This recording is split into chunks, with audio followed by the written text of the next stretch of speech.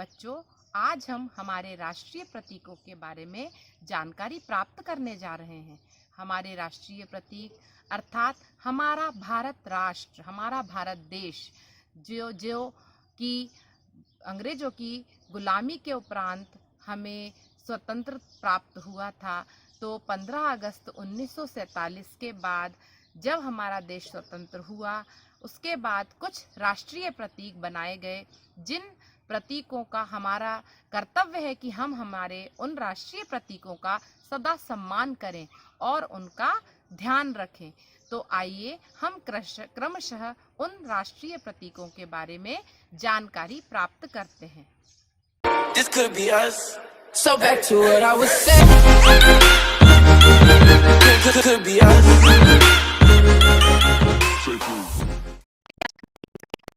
हैं हमारा राष्ट्रीय ध्वज 3 रंगों का होता है, इसीलिए इसे तिरंगा भी कहा जाता है। सबसे ऊपर केसरिया, मध्य में सफेद और नीचे हरे गहरे रंग की पट्टी होती है। इस ध्वज की लंबाई चौड़ाई में 3 और 2 का अनुपात होता है। सफेद पट्टी पर नीले रंग का चक्र बना होता है।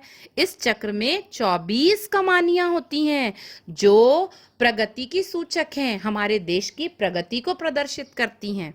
इस प्रकार हमारा राष्ट्रीय ध्वज तिरंगा हमारे देश की शान कहलाता है।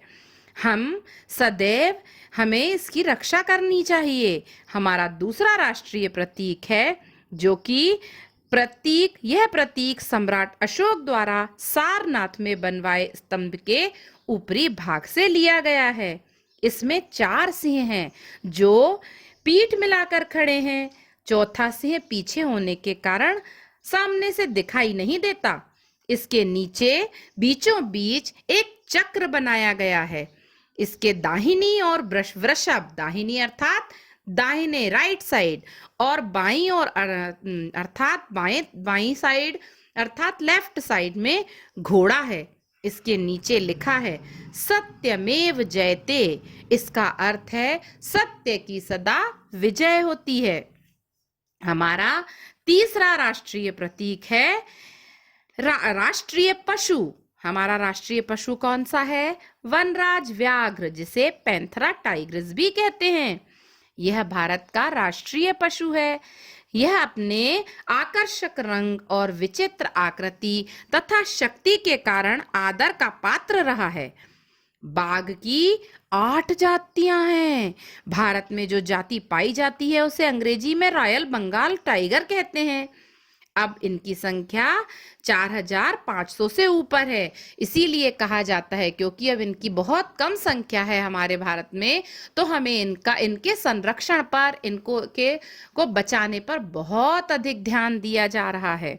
हमारा तीसरा राष्ट्रीय प्रतीक है राष्ट्रीय पक्षी मोर, जिसका की नाम सुनते ही हमारे मन में बहुत उसके नृत्य की छवि हमारी आंखों के सामने आ जाती है। हमारा राष्ट्रीय पक्षी विश्व के सुंदर पक्षियों में से एक है। नर मोर विशेष सुंदर होता है। इसकी नीली गर्दन और छाती, लंबी पूंछ और रंग बिरंगे पंख इसे आकर्षक बना देते हैं। जिस समय नर मोर अपने पंख फैलाकर मादा मोर के सामने वर्षा काल में नृत्य करता है, तब यह दृश्य बड़ा ही मोहक होता है। हम सभी को मोर का नृत्य बहुत पसंद आता है। अब तीसरा हमारा राष्ट्रीय प्रतीक कौन सा है?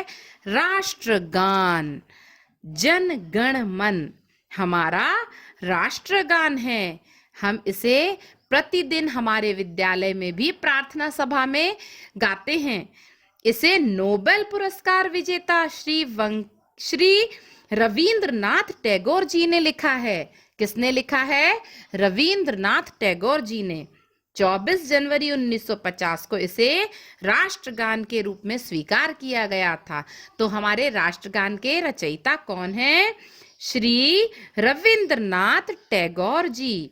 इसकी अपनी धुन है। राष्ट्रीय धुन को बजाने में 52 सेकंड लगते हैं। हमारा अगला राष्ट्रीय प्रतीक है राष्ट्रीय गीत।